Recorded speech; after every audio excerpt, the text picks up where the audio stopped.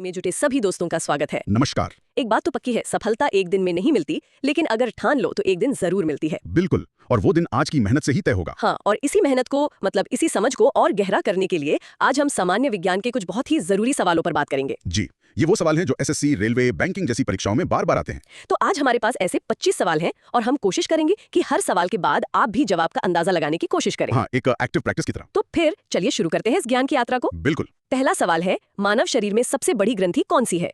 आपके विकल्प है ए थायराइड, बी यकृत मतलब लिवर, सी पिट्यूटरी या डी अग्न्याशय। तो इसका सही उत्तर है बी, यकृत यानी लिवर। लिवर? जी, यकृत शरीर का सबसे बड़ा आंतरिक अंग भी है और सबसे बड़ी ग्रंथि भी।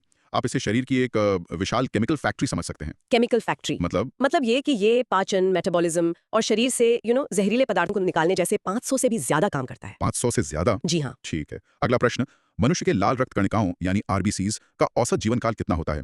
ए 60 दिन, बी 90 दिन, सी 120 दिन या डी 150 दिन? इसका सही उत्तर है सी 120 दिन। 120 दिन। हाँ, ये जो लाल रक्त कणिकाएं हैं ये अस्थि मज्जा मतलब बोन मैरो में बनती हैं और इनका मुख्य काम है फेफड़ों से ऑक्सीजन लेकर शरीर के हर हिस्से तक पहुंचाना। एक तरह की डिलीवरी सर्विस। बिल्कुल, और 120 दिन बाद ये स्प्लीन में जाकर खत्म हो जाती हैं। अच्छा, चलिए प्रश्न 3 पर आते हैं।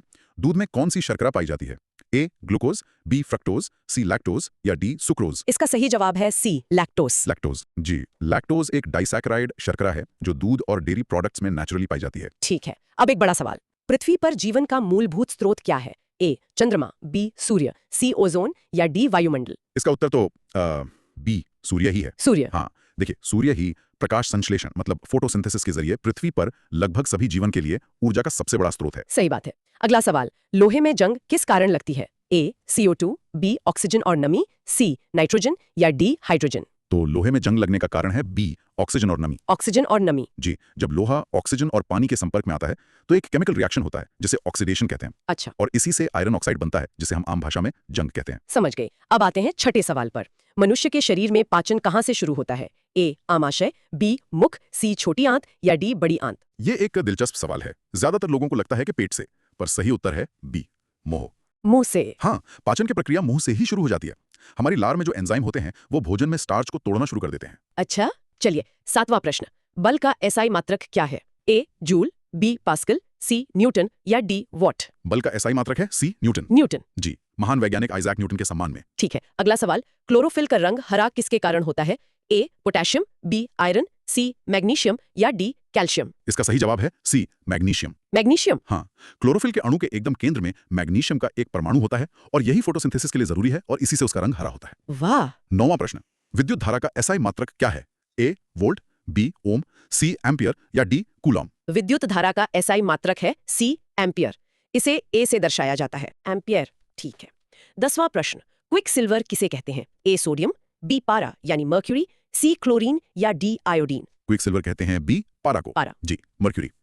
ये कमरे के तापमान पर तरल अवस्था में रहने वाली एकमात्र धातु है और इसकी चमकदार चांदी जैसी चमक के कारण ही इसे क्विक सिल्वर कहा जाता है। ये तो बहुत दिलचस्प है। अब 11वें सवाल पर चलते हैं, सबसे हल्की गैस कौन सी है? A hydrogen, B helium, C nitrogen या डी ऑक्सीजन? सबसे हल्की गैस है ए हाइड्रोजन। हाइड्रोजन? हाँ, और ये सिर्फ सबसे हल्की गैस ही नहीं बल्कि पूरे ब्रह्मांड में सबसे ज्यादा मात्रा में पाया जाने वाला तत्व भी है। अच्छा, 12वां प्रश्न, प्रकाश वर्ष किसकी इकाई है? ए समय, बी दूरी, सी द्रव्यमान या डी घनत्व? यहाँ वर्ष शब्द सुनकर अक्सर कंफ्यूजन हो जाता है। हाँ, लगता है समय की इकाई होगी। लेकिन सही उत्तर है बी दूरी।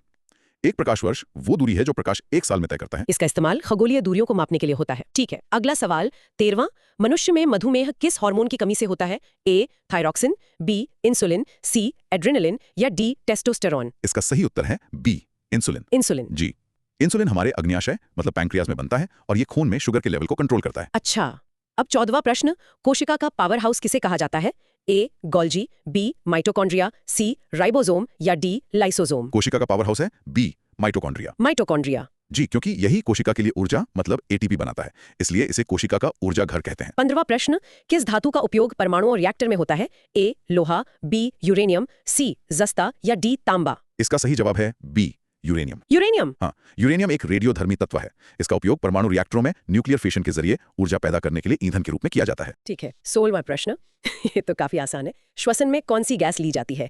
A nitrogen, B carbon dioxide, C oxygen या डी हाइड्रोजन? इसका सही उत्तर है सी ऑक्सीजन। ऑक्सीजन? हाँ, हम ऑक्सीजन लेते हैं और कार्बन डाइऑक्साइड छोड़ते हैं। 17वां प्रश्न, सूर्य का ऊर्जा स्रोत क्या है? ए नाभिकीय विखंडन, बी नाभिकीय संलयन, सी दहन या डी रासायनिक अभिक्रिया। सूर्य की ऊर्जा का स्रोत है बी नाभिकीय संलयन मतलब न्यूक्लियर फ्यूजन। Nuclear fusion. जी, सूर्य के केंद्र में हाइड्रोजन के परमाणु मिलकर हीलियम बनाते हैं, जिससे बहुत ज्यादा मात्रा में ऊर्जा निकलती है। अच्छा, 18वां प्रश्न, ध्वनि की चाल किस माध्यम में सबसे अधिक होती है?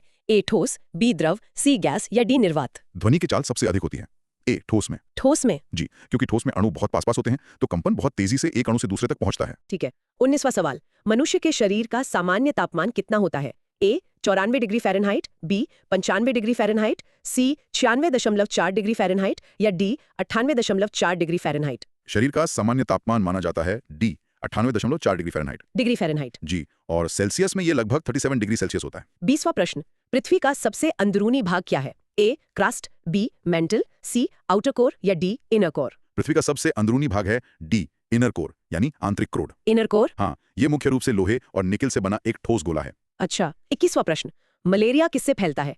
ए वायरस, बी बैक्टीरिया, सी मादा एनोफिलीज मच्छर या डी नर मच्छर। मलेरिया फैलता है सी मादा एनोफिलीज मच्छर से। मादा एनोफिलीज मच्छर से। जी, ये मच्छर प्लाज्मोडियम नाम के एक परजीवी का वाहक होता है, जो मलेरिया का असली कारण है। ठीक है। 22वां प्रश्न, पानी का रासायनिक सूत्र क्या है? ए CO2, बी H2O, सी H2SO4 या डी NaCl। इसका सही उत्तर है बी H2O। हाँ, हाइड्रोजन के 2 परमाणु और ऑक्सीजन का 1 परमाणु। 23वां प्रश्न, ओजोन परत मुख्यतः किस गैस से बनी होती है? ए O2, बी CO2, सी O3 या डी NO2।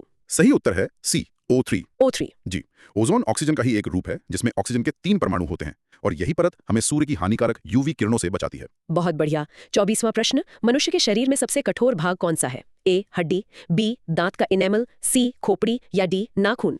ये भी एक ट्रिकी सवाल है। लोग अक्सर हड्डी सोचते हैं, पर सही जवाब है बी दांत का इनेमल। Tooth enamel. जी, यह दांतों की बाहरी परत होते हैं और शरीर का सबसे कठोर ऊतक है। और अब हमारा आज का अंतिम प्रश्न, विद्युत ऊर्जा को मापने की इकाई क्या है? ए किलोवाट घंटा, बी जूल, सी वोल्ट या डी कूलोम। इसका सही उत्तर है ए किलोवाट घंटा यानी किलोवाट घंटा। हाँ, हमारे घरों में जो बिजली का बिल आता है, वो इसी यूनिट की खपत के आधार पर आता है। बहुत बढ़िया। तो आज हमने विज्ञान के ये 25 महत्वपूर्ण प्रश्न पूरे किए। हाँ, और उम्मीद है कि इस चर्चा से कॉन्सेप्ट्स को समझने में भी मदद मिली होगी। बिल्कुल, उम्मीद है कि इस सत्र ने सबके ज्ञान को ताज़ा किया होगा और तैयारी को एक नई दिशा दी होगी। बस याद रखें, निरंतरता ही सफलता की कुंजी है।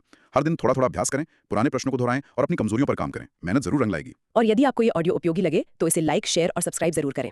आपका एक छोटा सा सपोर्ट हमें और ऐसी महत्वपूर्ण ज्ञान सामग्री तैयार करने की प्रेरणा देता है। आपकी आने वाली परीक्षाओं के लिए बहुत बहुत शुभकामनाएं।